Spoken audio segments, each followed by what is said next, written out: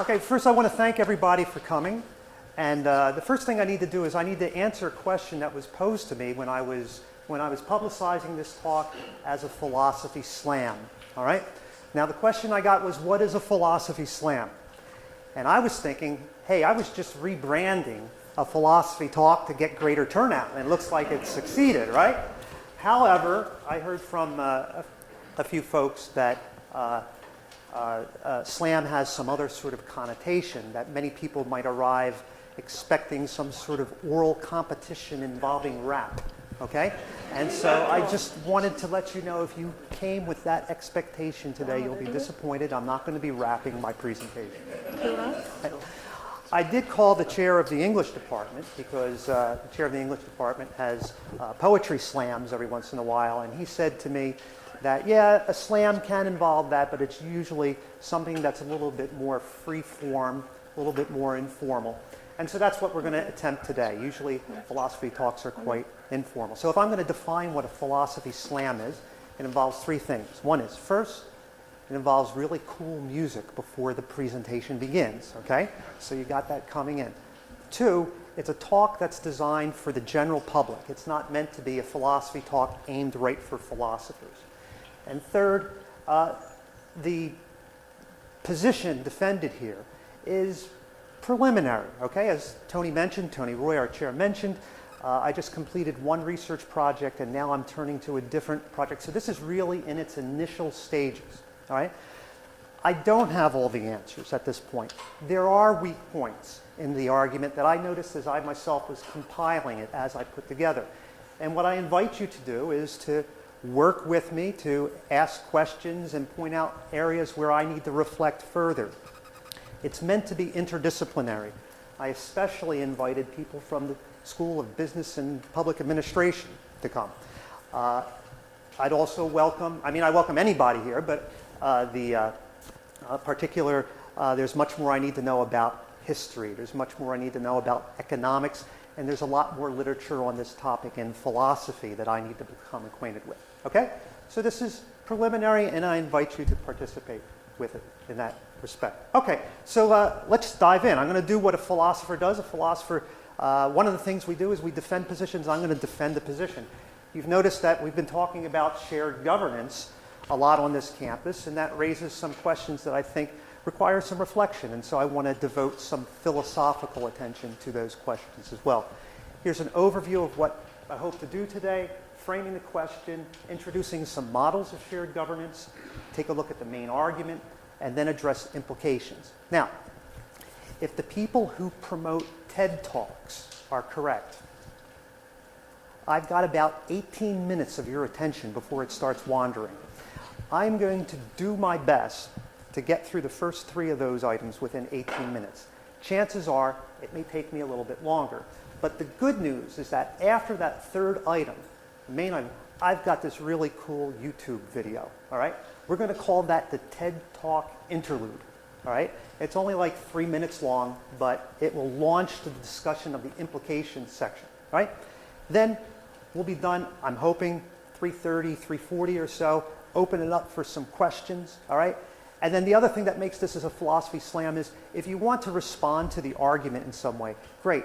But if you don't, right? If you just want to raise a question or make a comment that's unconnected to my presentation, but connected to the general topic of shared governance, go right ahead. I invite you to do that too.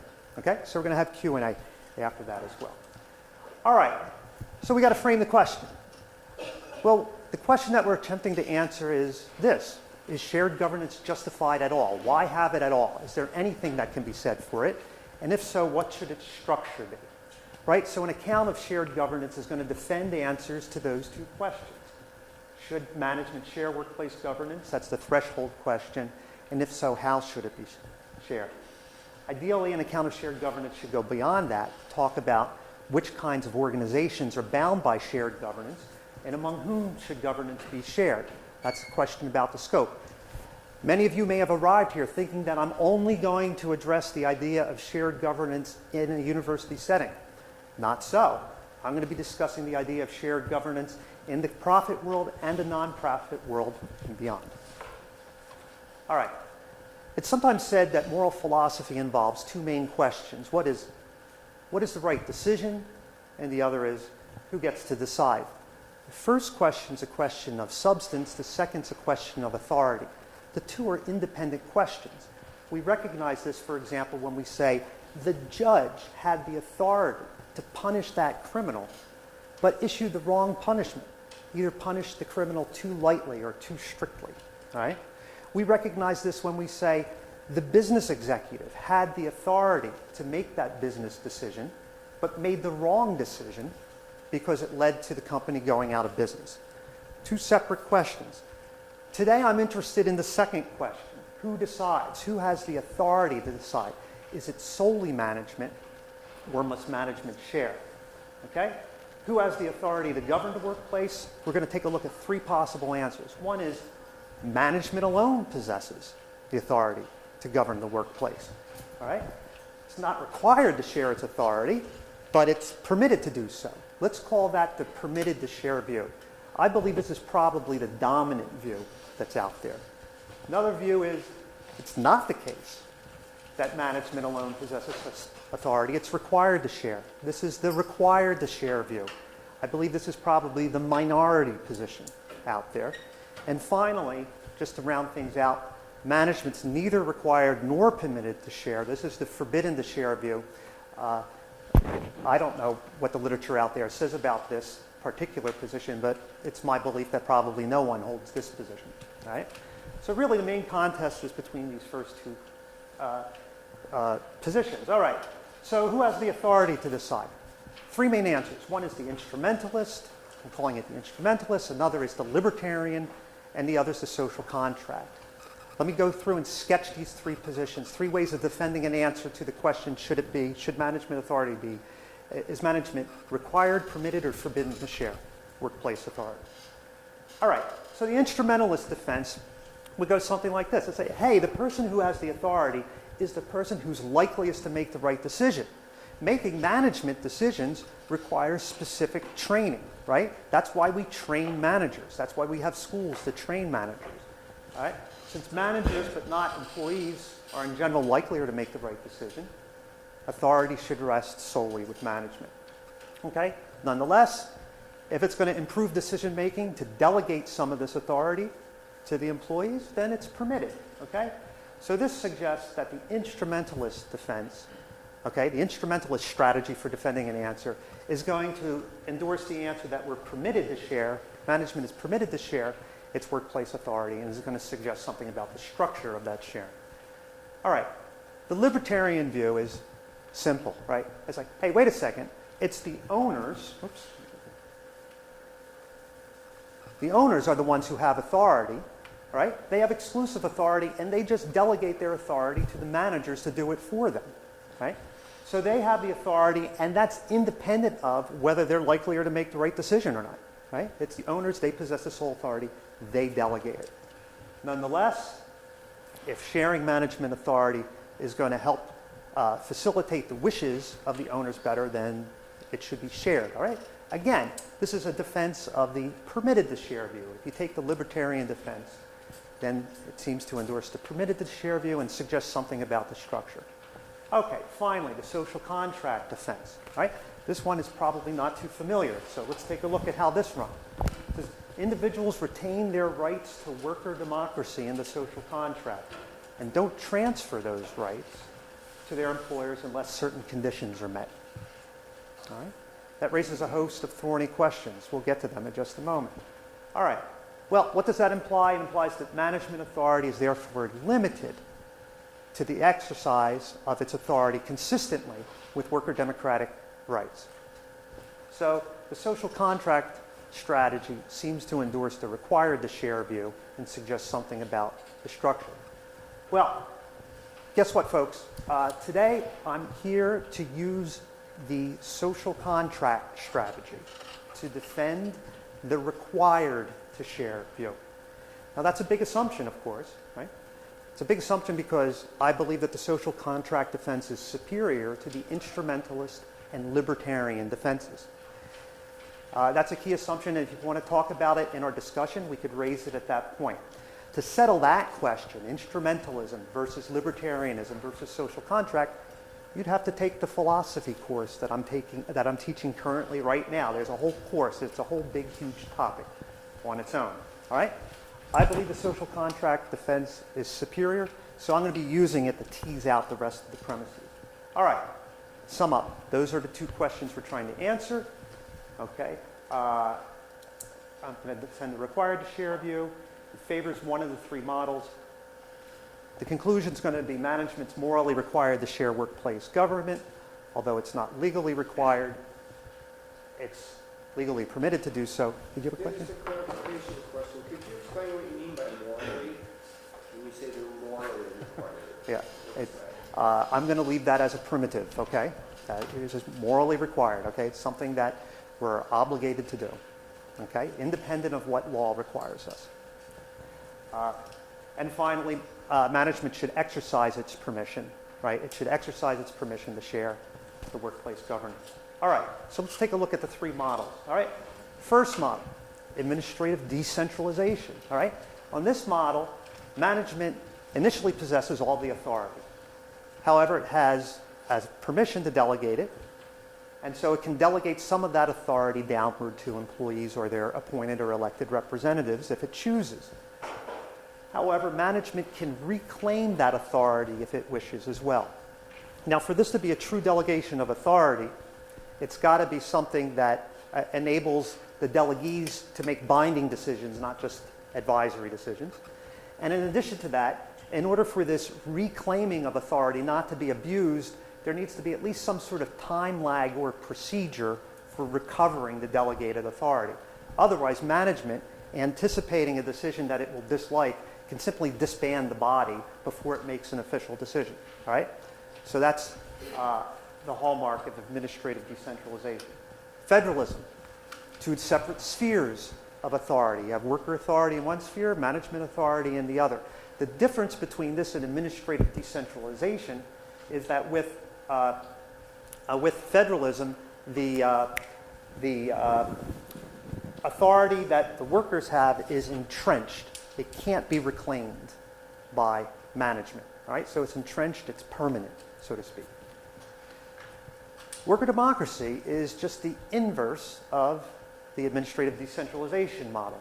Workers initially have authority, they can delegate it to managers. So suppose you're on the shop floor and you're good at working forklifts, say, but you're not good at making management decisions, so you can delegate some of that authority to managers whom you hire, all right, to help you make sound business decisions. And likewise, worker authority can be reclaimed, provided there's a time lag, okay? There's a time lag or the procedure for doing so that it can't abuse the authority that it possesses. All right, one thing I want to mention is that the models aren't meant to be mutually exclusive, because you could have, for example, federalism, and within the sphere of management authority, you could have administrative decentralization, and within the sphere of worker authority, you could have worker democracy. All right, so now let's get to the main show, right? This is the main argument that I want to go through. I'm going to go through the premises quickly, and then we're going to talk about the defense of two of the premises, two of the key premises, all right? No surprise, individuals possess a right to political democracy. What I'm going to do is I'm going to take a look briefly at how the social contract tradition defends such a claim, and using that methodology, I'll extend it to defend the key second premise, which is this right entails an individual right to worker democracy. You take those two premises together, and you get the conclusion that if you deny workplace democracy, you're violating individual rights to worker democracy unless individuals freely transfer those rights to their employers. That raises the question, what are the conditions for a successful free transfer, alienation of one's right to workplace democracy? I'm going to defend the view that individuals freely transfer those rights to their employers as in an employment contract only if it's done expressly and only if there are robust democratic alternatives in their employment sector. Otherwise, they're forced to alienate or transfer their rights because for the sake of earning a livelihood, that's their only option, right? They have to transfer it to their employer. They relinquish it, so to speak. And that's not a free transfer, so I will argue. All right, This is this is a claim that we can discuss too. There are no competing rights. I'm sure that's controversial. I'm going to be focusing on 2 and 4, and therefore we've reached that conclusion up there. The key premises are premises 2 and premise 4. All right. So let's take a look at how social contractors defend the right to political democracy. Locke, for example, uses the state of nature to defend democracy, right? He uses the state of nature. The state of nature is meant to be a pre-political state of affairs in which everyone's free of subjection to political authority. And in order to avoid the inconveniences of the state of nature, Locke argues that people voluntarily consent. They consent to join political society. In the process of giving such consent, because they lack absolute arbitrary power to destroy their own lives or the lives of others, they can't transfer that power to the government. That's a key move in Locke's argument against Hobbes's defense of absolute monarchy. All right, so here we find one limit on government power, right? You can't transfer to government absolute arbitrary power to take your life because you yourself don't possess that power, that right, to transfer in the first place. All right. In addition to that, Locke suggests that when one joins political society, or what I'm calling there as a commonwealth, one partially transfers one's right of self-government. Okay? Why is it a partial transfer? Because you only have to transfer that portion of it, Locke argues, that's necessary for preserving yourself or the society. You only transfer that amount of power, that a portion of your right of self-government. The rest of it you get to keep. All right? So you get to keep that portion of your right to self-government. You do that with the understanding that when you transfer that portion of your right of self-government to the government, the commonwealth, the state, right? They do it with the understanding that the role, the responsibility of the state is to help preserve and enlarge your property, by which Locke means your lives, your liberties, and your estates, right? They're to make your life better. So it's a conditional transfer of sort. All right. In addition to that, when you make that transfer, okay, it's a transfer that issues in limited government, right? Because you don't transfer all of your right to self-government, you retain a portion of it. So you don't transfer all of your power, you retain part of that power. The result is that the power that the government acquires is limited power, and hence it's limited government. It's limited government that's supposed to have the following limits. First, it establishes a legislative power with majority rule as the default, okay, and in which executive power is subordinate to the legislative power. In addition to that, it requires adherence to the rule of law and also impartial judges. All right, so that's how you get that move from the state of nature to the commonwealth. All right, now there are individual contracts that you form within the state as well. What are examples of some of those individual contracts? Well, it's an employment contract as an example. Now, one of the things that Locke nicely says is this, and it's going to draw on a claim that I made before. Locke says, for a man not having the power over his own life cannot by compact or his own consent enslave himself to any one, nor put himself under the absolute arbitrary power of another to take away his life when he pleases. Although men did sell themselves, this was only to drudgery, not to slavery, right? That's important because you don't have absolute arbitrary power over your own life. It follows that you can't give it to anyone, not the government, not to your employer. Hence, it's morally impossible for you to sell yourself into slavery, or so Locke argues. This is a limit on freedom of contract. You see that? So your bargaining position is enhanced. All right.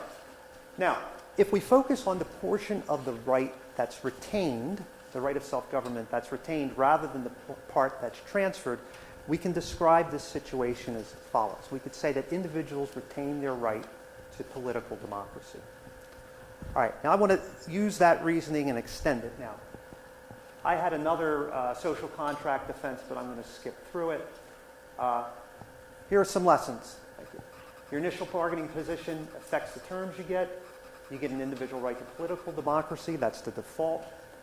You don't have to bargain for this right with your employer. And the social contract establishes other limits on freedom of contract. You can't contract into slavery. And if I had gone through the other defense, I would show you that you can't contract into discrimination as well. You can't enter an employment contract in which you say, okay, I'll waive my right to sue for discrimination. That's something that you get for free. You don't have to bargain for it. All right. What Claim 4 here shows is that there's some limits on freedom of contract. The question is whether the limits are more intrusive into the employment. All right. Here's the main premise here that I want to defend. What I want to suggest is that when you have these two features, democracy ought to be the default. So let me use Locke as an example. All right? For Locke, individuals retain their right to political democracy when they confer authority onto another individual to issue binding directives over them with two understandings. First, the understanding is that the directives are supposed to help preserve and enlarge their property, broadly construed as defined before, and also with the understanding that in virtue of possessing such authority, these individuals exercise some control over our property as well. Well, these two features are also present in the employment relation as well. Employees confer authority to their employers to issue binding directives over them, with the understanding that the purpose of such directives is to help enlarge and preserve their livelihoods. All right? In virtue of the employer acquiring such authority, the employer exercises some control over an individual's livelihood as well. Because these two features are present, the authority relation and the control over livelihood, then the democratic default should apply in that context as well. In other words, just as democracy is the default when one consents to join the state, so too ought to be the default position when one consents to be employed by a particular employer. The employers occupy the same authority position for the same purpose and have similar kinds of control. So the picture we should have is something like this, right? We give our consent to two different groupings for essentially the same purpose. We give our consent to the state and then again to our employer for the purpose of enlarging and preserving our property, our lives, liberties, states, and livelihoods. If having democracy is the default in the one sphere, in the state, it should also be the default position in the other context, the employer. Let me go through the fourth premise, and then we'll take a short break for our called our TED Talk intermission. All right, that was my defense of the second premise. I'm going to now talk about the fourth premise, which are conditions for free transfer. All right, this is a great graphic. It's one line. You can get the citation over there on the right. It's supposed to illustrate the difference between equality and equity, or as philosopher, social contract theorist John Rawls would call it, the difference between formal and fair equality of opportunity. Formal equality of opportunity, illustrated by the picture on the left, is just the idea that all positions are open. There are no legal barriers. We can all compete for them. All right? Fair equality of opportunity, by contrast, requires that when you have people who are similarly motivated and similarly talented, they should have roughly equal prospects for obtaining those advantaged social positions, not be disadvantaged by the income class into which they're born. All right? Now, Rawls argues that justice requires fair rather than formal equality of opportunity. All right? Whoops. Hey, I did it all at once, so you got it all there. So, the idea here is that fair equality of opportunity requires restoring background conditions. So let me explain what that means. Suppose everyone starts from an initial starting position of equality, and they're competing in the economy. At the end of one generation, you have economic winners and economic losers. The offspring of economic losers tend to inherit a disadvantaged starting position at the beginning of generation 2. Fair equality of opportunity requires measures to help restore the fairness of equal opportunity at that second level, all right? And so at that second generation. So that might require any sorts of safety net policies or policies meant to equalize chances. Think about Obamacare as being an example. The idea here is that when you have a bunch of free contracts, right, they may be legally and morally permissible, but over time, the accumulation of those free contracts tends to disrupt the fairness of the starting positions for later generations. And so you need some sort of intervention, right, to restore fair equality of opportunity. I want to claim that the same should hold with the right of worker democracy as well. Suppose you have a bunch of people in Generation 1 exercising their rights to worker democracy, right? And a lot of them transfer that right to their employers. What you might wind up having is a situation where with Generation 2, people can't exercise their right to workplace democracy because there are no more democratic workplaces to go to, right? They're at a disadvantage. So I want to say that someone freely alienates, freely transfers their right to workplace democracy only if there are robust democratic alternatives in their particular employment sector at their time. Okay, and with that, I'll just take a quick break, and then maybe we'll just open it up to questions afterwards. Okay. So this was the answer that I defended, and the question here is, what does it require? All right, that's what I want to go through, and then the rest of the stuff just answered those further questions that I said. Which organizations should it bind, and which kinds of individuals? And I think that will probably come out in the discussion. What I did want to say is that if you're talking about a workplace democracy, we got to think about what a democracy requires. It requires due process. All right. The one thing I want to toss out there is that employment at will is inconsistent with due process. Employment at will is no process, and no process is not due process. All right. So there should be some form of due process for employees of every sort. All right. Policies. Right. There's a lot of talk in political philosophy and in political theory about rule by publicized policies rather than what political philosophers will call extemporaneous decrees. All right? So a workplace that's democratically managed will rely mainly on policies and resort to individual directives as least often as possible. Right? So someone says, hey, you got to do this, right? The first response should be, okay, well, let's trace it to some policy that requires it rather than having it be some sort of thing that's independent. Worker management, along the lines that I've just said, just described, robust speech and privacy rights. And then this is the main thing, democracy. Automatically, you should have an agent. The agent, in my opinion, is the union, right? Unionization should be mandatory, should be automatic. There should not be an election for it, right? If democracy is a requirement in the workplace and the union is that democratic agent, then to have an election is to have an election on whether or not to be democratic, which is not something that ought to be waived, okay? So we could talk about the scope for organizations or the scope for individuals, but that's what I want to say right now. So I will now turn it over to my colleague, Professor Roy, who will be available to give the microphone to anybody who would like to ask questions or just make comments. All right? It doesn't have to be connected to this presentation. It could be independent if you prefer. So, Professor Tikia,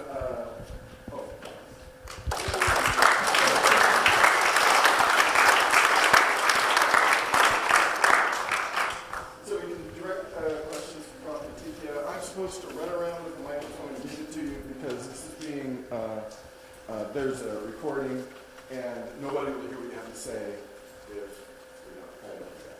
So.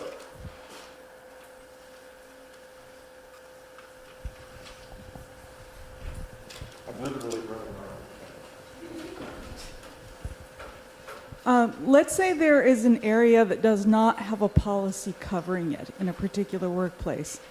I'd like to hear your thoughts on whether management could use that absence of a policy to justify saying that something is not allowed. Well, okay, so you're asking me to tease out what I believe the implications of the view are, okay? Implications of workplace democracy. And my initial reaction is to say that it would be more appropriate for the workers to ask for the justification of that command or that directive. And if it's not traceable to some sort of policy, then it lacks the appropriate justification. See, I think the assumption here is that the default position is that management possesses the authority, which I think is the default legal position, right? And so if a policy doesn't cover something, the assumption seems to be that it can fill in the gap with an isolated independent directive. You see, so my answer to your question is no, it would not be justified, according to this view. At least I believe that. This is in the back tone. No one can hear you unless you have the microphone. So you seem to conclude that unions are the response or the proper answer to these problems or questions. But what about a cooperative style? And that would be, Good. organizations that really organize themselves, so to speak. Good, thank you for that question. So at the beginning of the talk, I said that I was noticing certain things as I was going through. And actually that last conclusion that I went to, that that unionization is mandatory, is something that I have mixed feelings about, all right? I lean towards that view, but one of the videos that I have as one of the links on the slideshow shows a cooperative, a democratically managed workplace that's non-unionized. So you can drive a wedge between democracy in the workplace on the one hand and unionization on the other. So now I'm sort of torn between two different positions, all right? One is the position that I described in the talk, the one that I lean toward, which is that unionization would be mandatory. But the other position is that it would not be mandatory in a context in which you have a genuine workplace democracy. So then the justification for unionization would retreat to the position that when a workplace lacks the structure of that workplace democratic model that I put up, right? If it's arranged as most workplaces are along the administrative decentralization lines, in that case, right, you need to have the union there in order to get closer to democracy than you would without it. Chris, thank you for this and the invitation. You mentioned John Rawls a little while ago, right? Yeah. And it came to mind. Where is the locus of power, if you will, in a social capabilities model, a la Martha Nussbaum? Right. Where would that be? And that kind of freeloads off of what Lori was just talking about. And thank you again. Okay. Wow. All right. So Nussbaum's view is that the ultimate thing that counts is not welfare, but capabilities, right? The capability that one has to achieve welfare. And so what ultimately matters is empowering people to have those capabilities so they can achieve those outcomes that give them welfare, right? Now, as I conceive it, I think Nussbaum's view, at least as you've described it, and at least as she describes it in some places, is more of the instrumentalist sort, all right? The instrumentalist strategy that I described towards the beginning, where all justifications for policies, procedures, institutions, organizational setups, and the like are going to be justified by reference to how well they promote the extension of those capabilities for the most people. I think that's the way I would respond. So Nussbaum would offer what I would regard as an instrumentalist defense of justifying policies, institutions, and so on, whereas I'm relying on social contract defense. And so I guess if there's a disagreement at all, it would occur right at square one, where I said I was going to take the social contract approach because I felt that it was superior to the alternatives.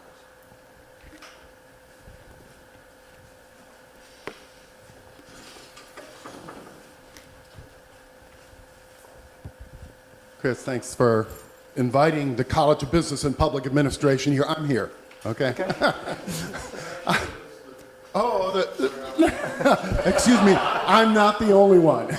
Anyways, I want to be reductionist here and ask you two little scenario questions. Okay. First one, I'm hiring you to mow my lawn. Do I get to tell you how to do it? Do you have the right to tell me what to do? Do we have to negotiate over how you will mow my lawn? Or does the fact that I'm going to pay you Right. give me the right to say, this is how I want it done? That's the first question. Yeah. Second question revolves around the whole concept of organizations that this rests in. And let me ask you about your classroom. And let me ask, is your classroom a democracy? And do you see that as a similar organization where we're not going to go instrumentalist and say, you know the best, Right. but we're going to say that it needs to be a democracy in how it's run? So those are my two reductionist examples. So first, I want to say thanks for the question. They're great. They're both great questions. It seems that that corner of the hallway here of the room has a great questions. Okay, Terry too. Okay.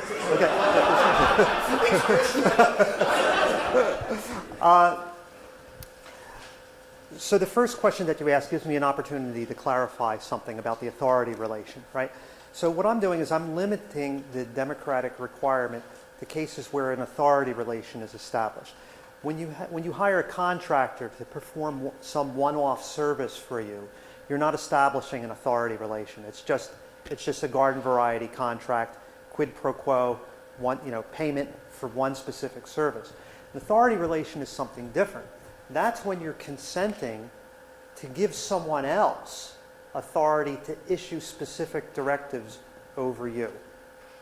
All right? And so that would enable me to say, no, there's no democratic entitlement in that, one-off situation that you've described. So then the question becomes, how many of those, how often can you reproduce those authority relations, right? So I want to say that authority relation that exists between a subject of a state and a state is also reproduced in the relationship between an employee and an employer, all right? Now, as to your second question, all right, I take the challenge to be, is the view overbroad, right? And I take that to probably be what would be the main challenge to the view, and that's suggested by the scope for organizations here. I don't think that the classroom setting applies here because although there's an authority relation there, right, the student is giving me authority to give directives to the student, and the student's obligated to comply. It's not the case that I have control over the student's livelihood there. Now, if you want to make the case that by extension it should apply because I have this, more indirect relationship and control over the student's livelihood, then go ahead and make that case. But you're right, that would be the challenge, and I would want to, block that challenge, and the way I would block it is by saying it doesn't satisfy one of the two conditions that I had up there, which is the control over livelihood.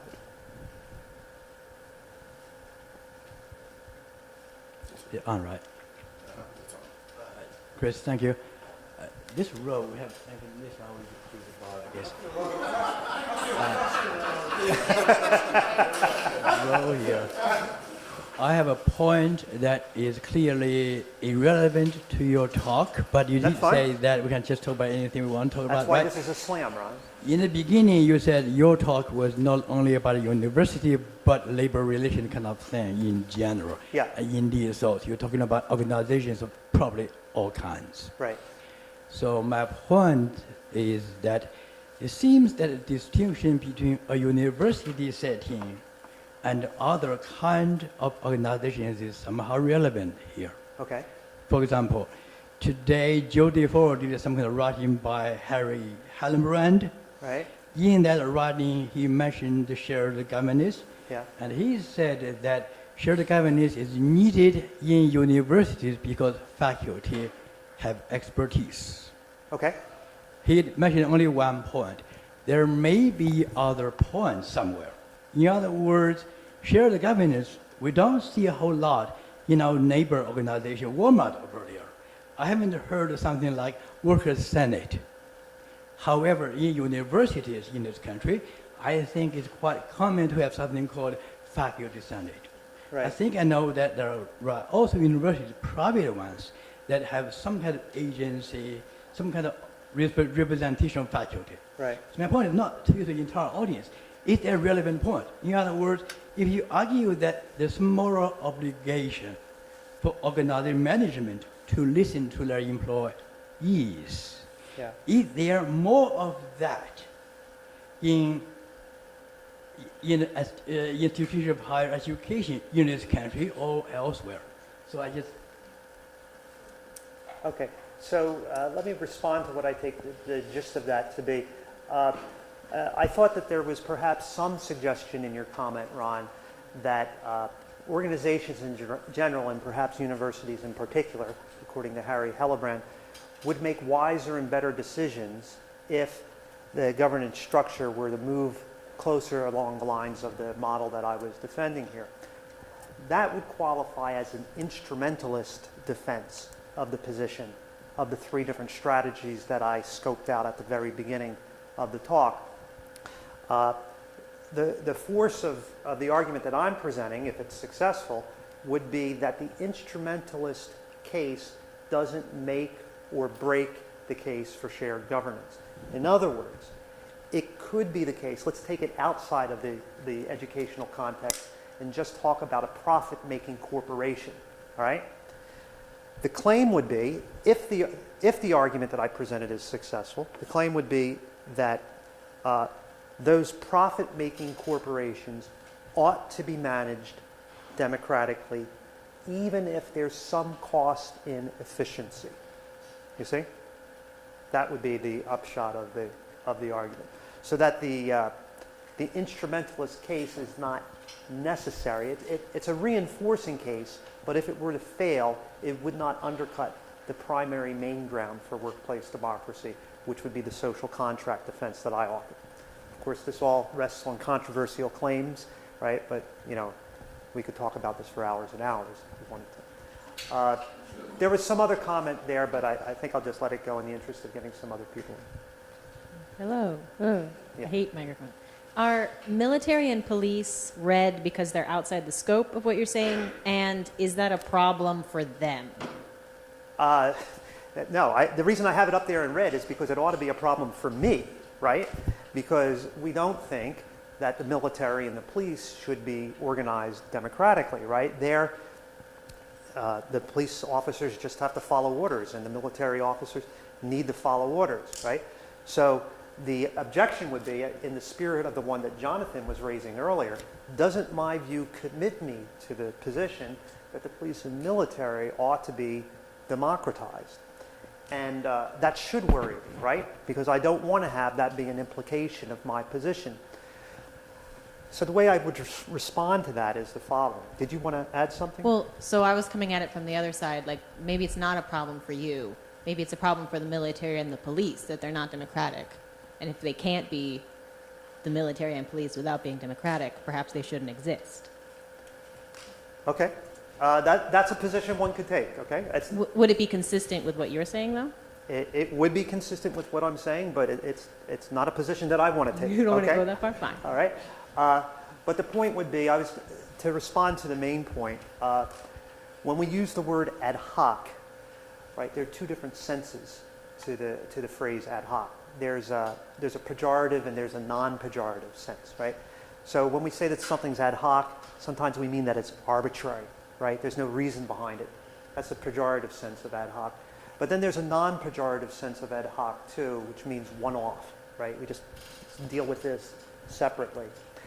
I think this is how I would want to respond to the challenge if your comment were posed as a challenge, to my view.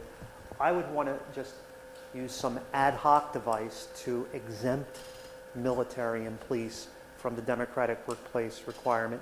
I mean, we could think of a plausible rationale that, you know, security is the underpinning of everything, and unless we have security, we can't even have democracy in society and workplace. And democracy would, you know, undermine the effectiveness of the police and the military, so on and so forth. So in that sense, I think I can maintain my view without being worried about challenges along the lines that you were hinting toward. So I have a brief question. Yeah. So in reality, depending on market conditions, people will cede different degrees of authority to management Right. In particular, if the market's really bad, you'll seed just about anything so that you can eat. I take it that you're saying there are some limits, but there seems to be some sort of rather wide, again, depending on the market, rather wide scale within which this sort of thing can occur. Right. So then it starts to feel to me a little bit like a slippery slope. Where exactly do you think that, morally the line is drawn, and once you go past here, you're ceding too much or the management's taking too much? Okay, so let me get some clarification on the question, Tony. I took your comment to be a reference to my defense of the fourth premise, the one about the conditions on free transfer. Are you alluding to That's okay. to the Yeah. conditions on free transfer? Okay, so then it is your question that there may be some economic circumstances that may lead individuals to cede their right to workplace democracy in exchange, say, for a more secure job position or for more pay, right? And then is it your comment that that's a problem? That should be a problem for my view?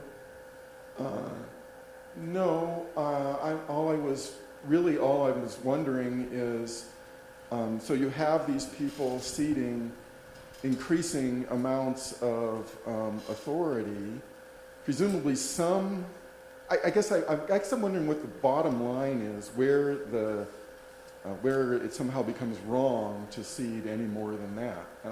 And you're using the term workplace democracy, but I guess I don't quite know where it stops, since in reality it can go all the way from, having complete freedom because you could always just go somewhere else, or to being basically a slave. Okay. All right. So let me just reflect back and make sure that I've understood the point of the comment. Are you referring to a situation where, let's suppose in Generation 1, you've got a lot of people who get employed, and let's say a lot of them transfer their right of workplace government to the employer so that they have no entitlement to it anymore in the workplace. All right? That's one subgroup. The other subgroup in Generation 1, I take it you're referring to, is they retain their rights to workplace democracy, but they exercise those rights in such a way that they're delegating a lot of authority upward, right? Okay. I got you right there? Mm-hmm. Okay. So what I want to say is this. Let's suppose that it's 50-50, right? 50% of the workplaces, that right to workplace democracy is relinquished or transferred to the employer. In the other 50%, it's not relinquished or transferred, but you have a wide variety. One where workers retain a lot of the authority and delegate little to professional managers, and one where they delegate a lot and perhaps things are more limiting than they would be in some profit-making corporation where that exercises administrative decentralization, right? What I want to claim in that case is that there's still, if you assume that having 50% workplace democracies is robust enough, I want to say that they still have robust enough democratic alternatives, despite the fact that all these workplace democracies have exercised their democratic rights in widely different ways. Does that address your question? Well, I guess I'm more worried about the case when the options start to go away. So you're saying that, okay, it's robust enough. What if it's not robust enough? Okay, so let me ask you this. When you say the options go away, let's suppose that there's no transfers of workplace democracy rights, all right? So that every place is a workplace democracy, but they exercise their democratic rights by transferring or delegating power upward to different degrees. And let's suppose that a lot of them delegate a lot of. I would want to say that the condition is satisfied in that sense, in that case. You don't like that? Well, I'm not sure but that's okay. We should go on. All right. Sorry, Yash, I see you. I'm closer. I have a feeling that I accept your argument. I think it's a good one. and but I think your argument now, I think, implies that you're going to have to actually push it out further. For instance, the evidence shows, surveys have shown that workers want more things like a union. And this is pretty overwhelming, that even if they don't have a union, they wish there was some organization that provided the sort of union stuff that they value, but they don't have it. And it's also been noticed that unionization has declined in the United States dramatically over the years. Right. I have a feeling that in order to have the sort of institution you desire, of workplaces with strong unions, that you need to then change the wider economic context also because of, for instance, competition. Different workplaces that might have unions might, in order to win in competition, give more and more authority to those above them, Right. and then you have it all kind of winding down. Right. You might have a union in name, but in practice it's not. So you got a problem with competition there. You also have a problem with one of the sources of employer power is simply that employees, if they lose their job, they might be in a world of hurt. So that then induces them to voluntarily give away certain things otherwise they wouldn't, Right. because if they didn't do that, they'd be on the streets. Right. So that suggests that there needs to be some sort of fallback that someone might have available to them, Right. that it's not just going to another firm because maybe they're going to be unemployed. Right. So you need to have some system there to make sure that there's a legitimate fallback for them Yeah. that then maintains their bargaining power within the Good. business. Good. So my sense is that you need to push out if you think it's morally required for unions to workers to have workplace democracy, then you might have to say it's therefore morally required to change the competitive system, Good. and it might be morally required to get rid of things like unemployment. Good, good. All right, so that's a fantastic comment. So let me respond to that. It's not going to be a totally satisfying response, but it's the best response that I can come up with at this point in time.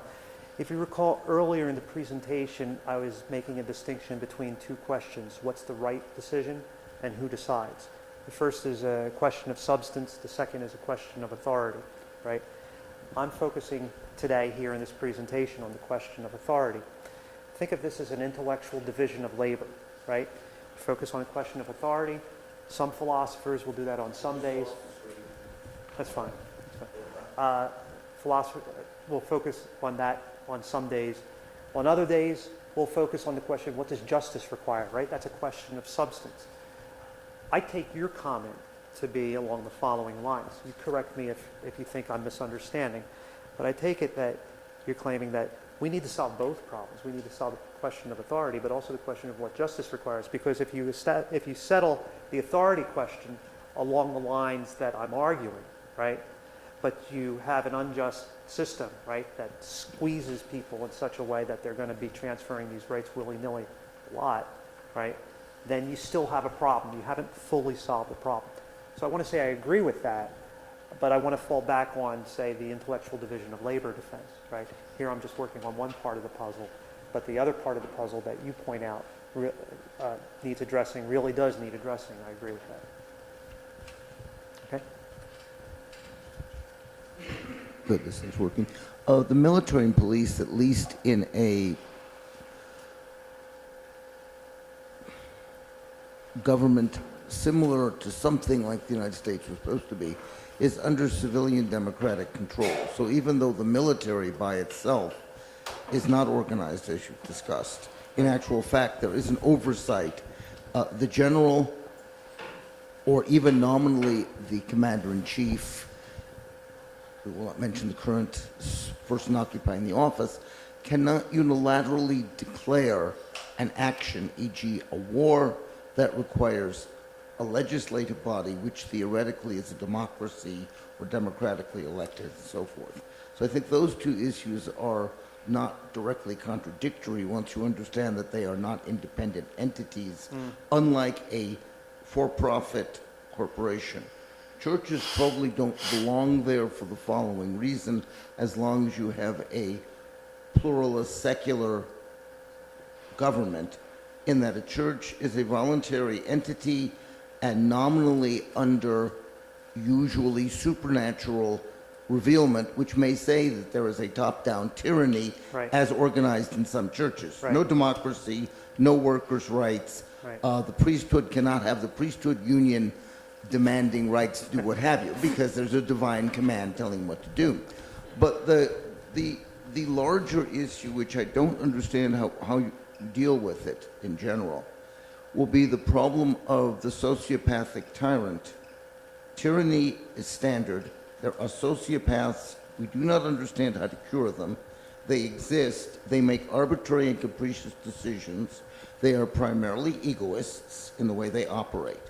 How do you control them, whatever they get into? Because they fundamentally destroy what you're talking about and often end up to be the, quote, managers in the real world. All right. So, Yasha, you tell me if I've understood the question correctly, because I'm going to try and invoke a version of the intellectual division of labor defense here, right? I take you to be describing cases where the correct model, whatever it is, you know, even if it's administrative decentralization, right? You're talking about a case where there are like willy-nilly, obvious, huge violations of the norms, whatever they are. All right, okay? My project is to offer a normative defense of what the norms ought to be. You see? You're Agreed. describing How do you violations. control, but how do you control the violators who then will use your normative defense, your normative methodologies, and nonetheless end up with arbitrary power? Okay, so let me make sure I understand. You're saying, assuming that a place operates according Theoretically to workplace democracy, Theoretically. right? And you have some tyrants among the workers, so to speak, who okay? All right, they abuse people who abuse their authority sometimes in outrageous and significant ways. Fine. Then what I want to do is I want to fall back on this defense, right? You're describing a case where there's a corrupt democracy, right? Or an inefficient democracy, let's say. And what I want to say is the existence of a corrupt democracy is an argument against corruption, not against democracy. The argument of the possible existence of an inefficient democracy is an argument against inefficiency, not an argument against democracy. Those general statements that I just made, I intend to apply both to the political realm and in the employment realm as well. All right. Thanks, Chris. Great talk. I have just a kind of a general question, I guess, that's probably just kind of scratching the surface here, but it's just kind of reflective of my intuitive resistance to the idea that you would be able to apply this argument to this whole wide scope of organizations. So that's the sort of the basis of my worry. And again, this is just very intuitive, but it just seems to me that sometimes authority is created within an organization from top down, and sometimes it's created from bottom up. In other words, the sort of causal source of the authority relationship comes from the bottom. In a club, for example, right? We get together, we have our chess club, we elect a president, we give that person some authority, and the only reason that authority relation exists in the first place is because we as club members decided it would be good to have a president who can, by fiat, pick our next meeting time and location and whatever, right?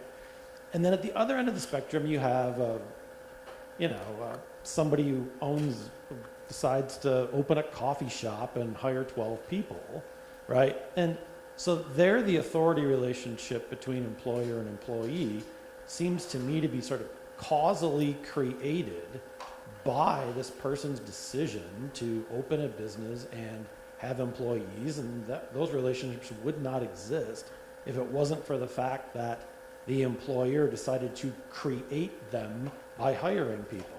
Whereas at the other end, with the club, the authority relation doesn't exist unless the members decide to create that authority relationship by electing the president. And so I guess my question is just this. If your argument applies to this whole wide scope of organizations, then it seems to me that you have to be claiming that that difference that I just articulated between Right. the causal source of the authority relationship is irrelevant. Right? Is irrelevant? Irrelevant, because if it was relevant, you would think that it would issue in different shared governance relations, potentially, based on what the causal source of the relationship of authority is. Okay. Does that make sense? All right. Now, and maybe you've already addressed this No, in one of your I told you this premises and I was just missed I it. told you this is preliminary, and I'm still working things out. All right. So I'll try my best to reply on the fly here, but if you take a look at the scope slide here down at the bottom, those are the ones where I think I face the strongest problems. Right. I've already dealt with the first two, right, the police and the military, in an ad hoc manner, where I'm claiming that the ad hocness is not ad hocness in the pejorative sense, right? But I'm happy with the scope of the model that I've defended being applied not just to for-profit firms, but also to nonprofits, and also to labor unions as well, right? But I think that I would face the strongest challenges down there. Now, you want to suggest that with the for-profit firms, maybe some of those should be bumped down to the bottom group too, that there's a stronger challenge with for-profit firms. And I realize that I would probably get some resistance. I was expecting a little bit more resistance actually from the business folks with the kind of situation that you described as like a mom and pop shop, right? Not like a huge corporation with, dozens or hundreds of employees. You're just talking about a little small operation. And what I want to say is, the proprietor in that case has ownership rights.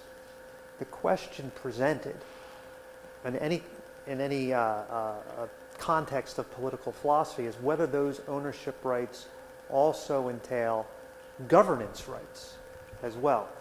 And so what I'm trying to do is I'm trying to deny that ownership rights entail governing rights, right? And I think if my argument succeeds, then we have to revise our intuitions about the mom and pop shop, right? Anyone who opens any sort of business, no matter how large or how small, is like an investor who's assuming risk, right? You have an investment, and investors assume the risk of their investment, right? And here you've got someone who wants to invest in a small-time coffee shop or yogurt shop with half a dozen employees. You got to be able to manage that democratically if the argument succeeds. So I guess my response is to bite the bullet in that case, say I'm not worried about it. Does that address your concern, or? Yeah, it does, as long as you're. I'm just sort of making the sort of. I guess what I'm saying is that I see a serious disanalogy here between the source of the authority relationship in a club and the source of the authority relationship in a mid-sized company or something like that. Right. And so it seems to me that if you want to lump them all together and say that the form of shared governance should be the same according to your argument in all of them, then you would have to sort of explain why that aspect of disanalogy, namely the causal source of the authority relation, is irrelevant. Because, again, if it becomes relevant, then it seems like it would just intuitively have some sort of influence over what the morally appropriate governance structure would look like. Okay. All right. Thank you. Yeah. So let's get some other people in, and then we'll call it a day. John, Eric, and what's your name? Jill. Okay. John. Muma. You mentioned livelihood as, Yeah. as a key concept, Yeah. and that's something you're going to, I guess, for future work to work that out. Yeah. I'm thinking one way someone could respond to this is that you define livelihood as just meeting your necessities. You don't starve if you work 40 hours a week. You get health care. But beyond that, the employer wouldn't have a moral obligation. Do you foresee that objection? Because I could see someone objecting that you have a comfortable job, Right, where you're getting a higher income, right, and so you're far above that baseline. right. And so then the moral obligation of the employer, they don't have as much control of your livelihood. Right. You want to say it's weaker in that case? Yeah. Okay. Do So, you see that kind of objection? well, actually, I mean, I want the democratic entitlement to apply across the board, rather, no matter how wealthy or poor one is, right? So it might be that the wealthier person is going to be, I don't know, it's really psychologically contingent, right? Some people really prize participation, so, they'll insist on not transferring such and such a right, and other people may not just care, right? So I guess I'm not concerned about that. I think that even the wealthy, right, even the ones who are economically self-sufficient, possess this right until and unless they transfer it to their employers. So, but it doesn't seem to connect as much to the livelihood. I guess part of the question is just the defining of livelihood. Yeah. So it goes above just necessities of life. Right. Well, that's how I intended livelihood. Livelihood means anybody who's earning money, whether it's $20,000 or $120,000. Okay. Jill had to leave, so oh no, there she is. Well, Jill then Eric, because Eric already spoken. Give Jill a chance. I think I'm struggling over a scope question or a definition question Okay. in terms of workplace governance, because I'm thinking in terms of the police or the military, that the governance is broader. It's a societal governance that decided upon the laws or the rules that apply and expects them to be the agent for Right. the society that created those rules. And I'm wondering to what extent every one of those organizations, including universities, then faces that same type of question of, has the society as a whole made governance decisions? At what point are we an agent making decisions to try to enact somebody else's vision, if the vision is the larger society? Okay. Good question. I take you to be pointing to one of the problems that I need to address, that I haven't addressed, that I identified as I was preparing the talk, right? And that's a kind of federalism question between the state and the employer, right?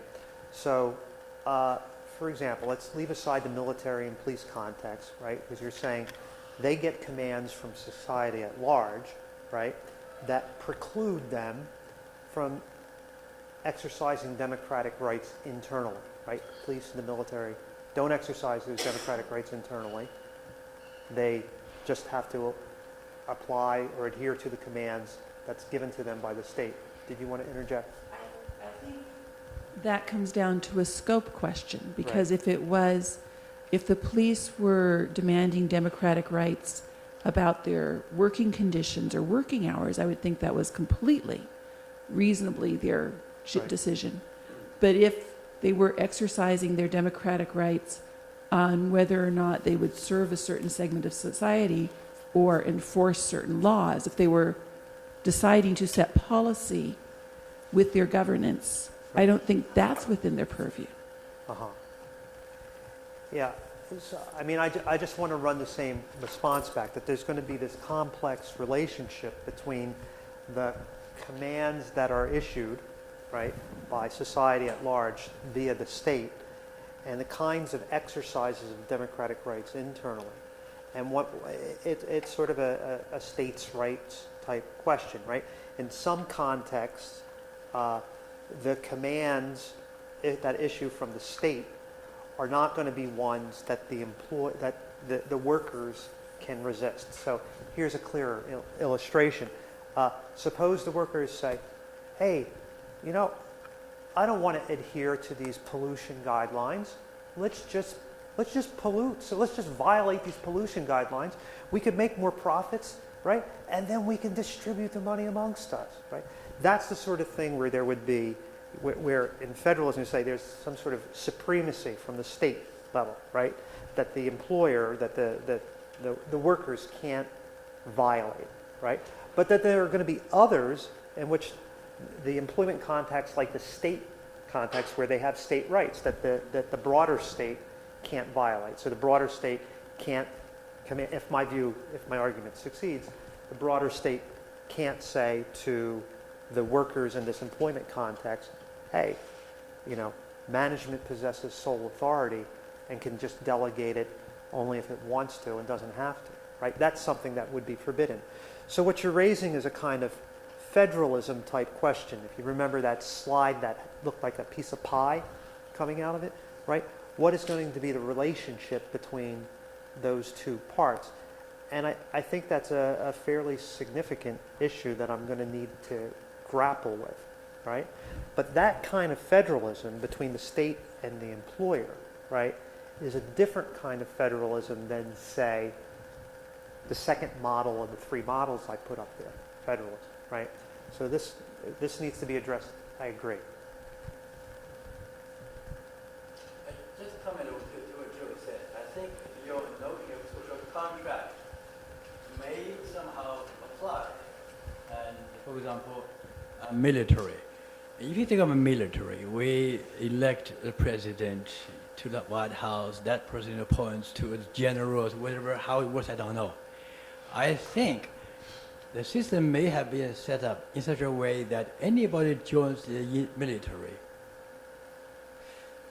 probably assume that they have transferred their right already, because there is an organizational structure up there in the democratic system, so that you do not have the decision-making power about whether you're going to bomb North Korea or not. Right. That's one thing. So more general, though, I think, in all this scope of organizations, I look at them, I think the issue of ownership is very much relevant. So the organization belongs to whom? For example, if I run a two-person plumbing firm, I don't know. I don't know whether I'm morally obligated to give my people any authority to make decisions, although I know that once in a while, or maybe many times, listening to them is very good for me. So based on your social contract, I'm still thinking about to what degree would it apply to what type of organizations? Again, general comment. I'm just thinking. Yeah, I mean, I could only answer that by, referring to this slide here. I think I could handle the military and police objection. I'm not so much concerned about the next three items on the list. I'm more concerned about the last three items on the list, because I'm less concerned about universities. I think universities can be operated democratically. There would need to be a division of labor too, because as significant of a conclusion as it is to say that these organizations ought to be organized democratically, it still doesn't settle the question of how they should be organized democratically. Like, faculty would just have authority over faculty affairs. Staff would just have authority over staff affairs. You see, you still have to work out those problems, and they're different problems too, that I'll mention momentarily. But churches and clubs and leagues are a little bit trickier, because I wouldn't want a softball league's employees to vote to alter the rules of softball, for example. Right? So that's a problematic case, and the churches, I think, is pretty significant there. Right? I don't want the democratic entitlement to be applicable to religious organizations in a similar way. So I've got to figure out how to handle that type of case. Because that type of case would seem to me a more powerful objection to the view. I don't know if that addresses directly what you were concerned with, Ron, but that's how I would respond in general about the scope. I think Eric had one, and how about we call it a day after Eric?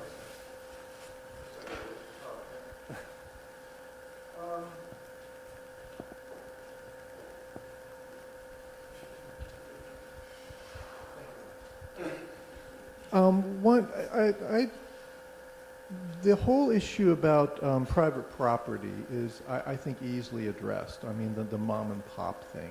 I'm not bothered by that because, at least as I see it, and I know there's many other people who see it this way also, you know, private property is a socially created thing. It's not some sort of primal right. That's in my view that you're born with. Mm-hmm. It's a socially created, sanctioned, and policed thing. That's one of the things that police do. And if someone wants to open up a coffee shop, and the existing rules of the game are that you have to have a union if you have employees, well, there's no problem, because then they voluntarily decided to risk or whatever their capital, whatever they're doing, and so there's no problem there. I don't see why it wouldn't apply to them, because I think sometimes people treat private property as if it's somehow some sacred thing.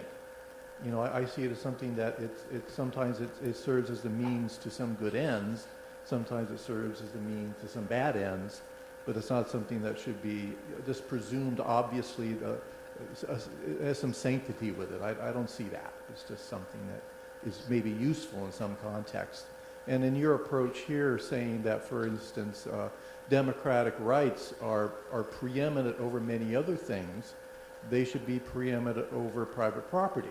Mm-hmm. And private property is going to have to adjust to this other more important thing, mm-hmm. which is democratic rights. Mm-hmm. And the same thing, like a mom and pop, if they owe a coffee shop, hire some workers, they got to pay the minimum wage.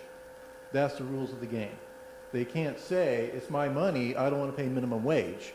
Because no, that's the rules of the game are. And if the rules of the game say you have to have a labor union, well, that's the rules of the game. You've chosen to operate a coffee shop in that context. Deal with it. You know, so I really don't see, I think that many people are so much more attached to property rights than they need to be. Okay. But that's my opinion. All right. Thanks for that comment. I'll just briefly respond and then we'll call it a day. Yeah, I agree. I mean, your comment was mainly a response to Tom, right, who's not here anymore. But yeah, I mean, it's assumption of risk, right? There. Well, I don't know. That's the thing. One thing I think you're doing is you're assuming what economists say about some things in fact makes sense. Okay. But it's a huge. No, I say it as an economist. The presumption that a profit is a reward to risk is a theoretical statement, but it's not. There's other reasons maybe people get profit. So, and also you've also used the word efficiency. Efficiency is a very weird thing in economics. Basically, it means whatever the private profit entity does that's efficient. How do you know? Because they wouldn't have done it if it wasn't efficient. How do you know it's efficient? Because they wouldn't have done it. You know, so it's a circular sort of thing. It's in fact, it's a concept that's empty in economics. So I would just warn you against using these sort of concepts. I noticed the same thing in John Rawls, that he kind of presumes what economists say is somehow right when they talk about the economy, but there's a particular sort of economist pushing a particular perspective about risk-bearing as a profit as a reward to risk-bearing, and the economy somehow enforces efficiency when there's no evidence of that, you know, for the evidence to the contrary. So I'm sorry. Okay. I digress from your stuff. Okay, thanks for that comment, Eric. So I just want to thank everybody for coming today. This is our first Philosophy Slam. Who knows, maybe we'll have more in the future. So thank you all for coming and for your comments. Really appreciate it. Have a good day.